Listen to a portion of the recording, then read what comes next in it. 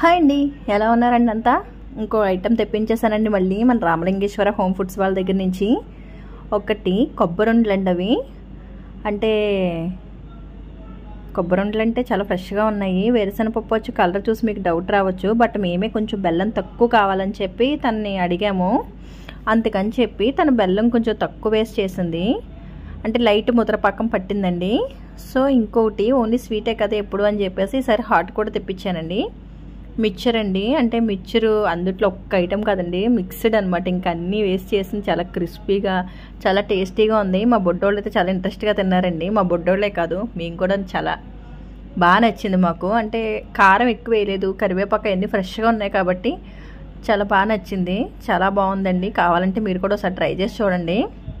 అంటే వేరే స్టాక్ ఏమి పెట్టకుండా మనం ఎప్పుడు ఇస్తే అప్పుడు ఆర్డర్ తీసుకొని ఫ్రెష్గా చేయడం వల్ల ఫుడ్ అయితే చాలా బాగుంటుందండి మిక్చర్తో పాటు.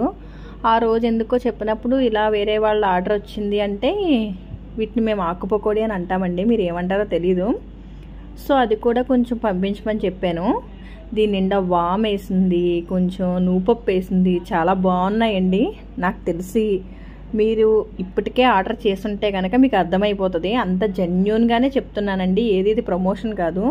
So thank you friends. ఏమైనా ఆర్డర్ ఉంటే చేసేయండి.